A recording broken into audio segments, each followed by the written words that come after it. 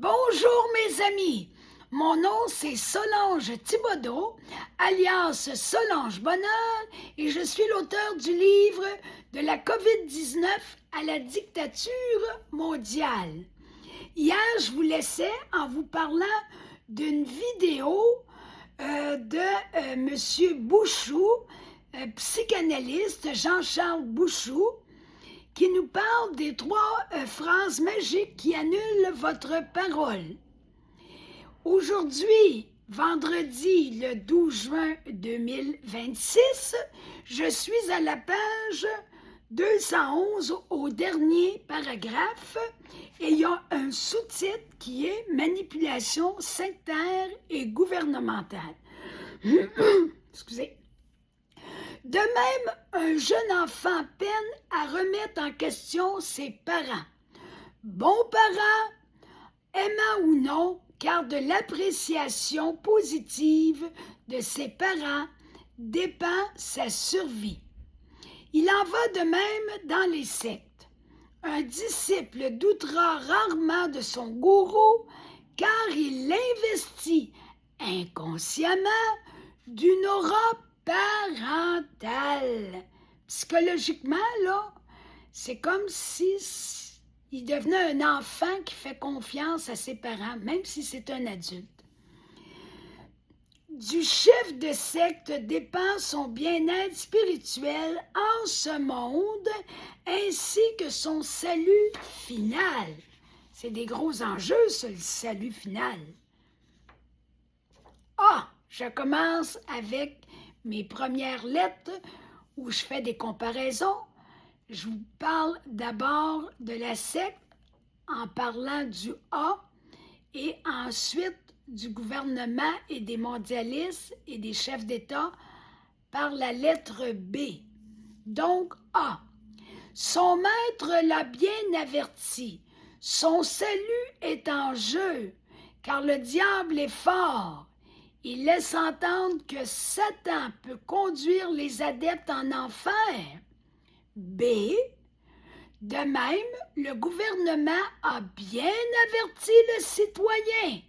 Sa survie est en jeu, car le virus est fort. Il peut le conduire à la mort. A. Mais quel bonheur! Le nouveau Dieu du disciple possède toutes les solutions pour le sauver du feu éternel. Selon son chef spirituel, en demeurant entre ses bonnes mains, il ne craint rien. B. De la même façon, quel bonheur notre gouvernement, le nouveau Dieu du citoyen, possède toutes les solutions pour sauver l'individu de la maladie et de la mort. En demeurant entre ses bonnes mains, il ne craint rien. Mais gare au dévot, s'il remet en question la spiritualité de son maître et toutes ses prescriptions spirituelles relatives à son salut. Il risque gros, très gros, 3 petits points. B. Gare aux citoyens également, s'il remet en question les prescriptions sanitaires de ses gouvernants pour préserver sa santé et sa vie. Il risque gros, très gros, 3 petits points. Ce subtil petit conseil, pensez-y, l'éternité c'est long, tenait lieu de slogan préféré de mon ex-secte pour inciter les gens à se convertir à sa spiritualité. Une manœuvre psychique par la peur, une manipulation comme celle que nous présentent nos gouvernements avec la COVID.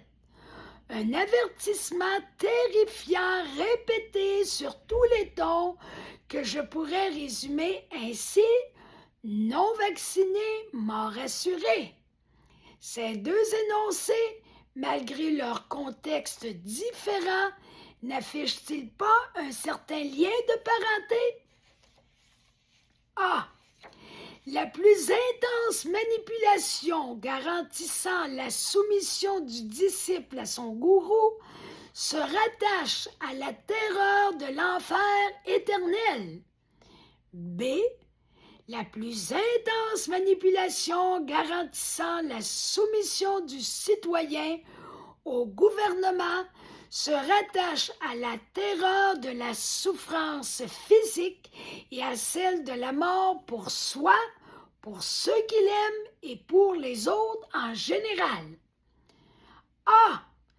Toute cette manipulation psychologique et spirituelle s'effectue graduellement par le gourou, si progressivement que son adepte ne s'en aperçoit même pas. Le même phénomène s'observe au niveau des citoyens. La manipulation psychologique des gouvernements s'effectue si graduellement et si progressivement que les gens ne s'en aperçoivent même pas. C'est là la force du lavage de cerveau. Que le lavage de cerveau se fait à notre insu. C'est la meilleure façon là, que ce soit réussi à 100%.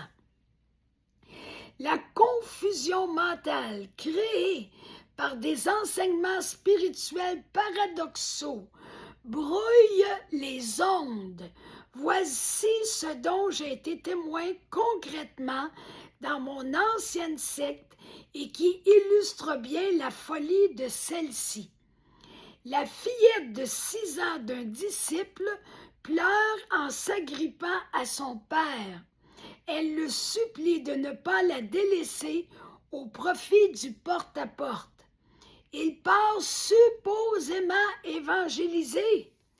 Il lui crie par la tête, le visage rouge comme une tomate, « Papa s'en va parler de Jésus! » Imaginez-vous donc. Il croit pourtant spirituellement bien agir en corrigeant sa fille par ses cris et en l'abandonnant à sa peine, entre guillemets, pour faire connaître et aimer Jésus. Voyez-vous le paradoxe, la folie, le délire? On évangélise ainsi les enfants dans une secte. De quoi virer fou? Cette petite fille fait 3 fois sa maternelle avant de graduer en première année. J'imagine que rien ne vous surprend à cet égard. Une petite fille traumatisée à l'os sur le plan affectif et psychologique, c'est pas capable d'apprendre. C'est même pas capable de passer sa maternelle. Elle l'a doublé 2 fois. J'avais jamais entendu une histoire pareille au niveau des enfants, qu'un enfant ait doublé, même 2 fois doublé sa maternelle. J'avais jamais entendu ça, jamais. Nos gouvernements utilisent aussi actuellement cette tactique des discours paradoxaux pour nous clouer le bec dans la consternation et la tétanisation. À titre d'exemple, au printemps 2020, au pire de cette pseudo-pandémie, le docteur Arruda, directeur national de la santé publique du Québec de l'époque, déconseillait le port du masque. Pour lire l'article qui s'y rattache, tapez dans votre barre de recherche. Le docteur Arruda demande d'éviter l'usage de masques à des 3 petits points.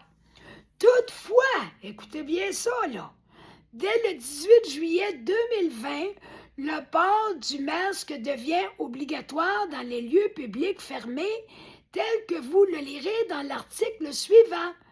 Tout cela alors que, selon le gouvernement, le pourcentage de morts et de contagieux chute significativement.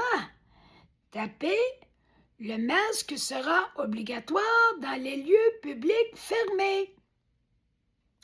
Vous pouvez aller chercher tous les détails au milieu de la page 213 de mon livre. C'était placé sur Internet le 13 juillet 2020. Et c'était écrit aussi, François Legault a déclaré que le port du masque était obligatoire partout dans les lieux publics fermés du Québec à compter du 18 juillet, toujours en 2020. Par contre, à partir de 2 minutes et 5 secondes de la vidéo qui suit, on apprend par le docteur Roger Hodgkinson, je vous dirai c'est qui lundi, parce que maintenant, on tombe en fin de semaine, tantôt. L'inutilité du port du masque. Je vous dirai qui est ce monsieur, ce docteur. La vidéo a été placée avant octobre 2023 sur Crowdbunker. Cette loi sur le port du masque est décrétée sous peine d'amende pour les contrevenants. Comment s'y retrouver?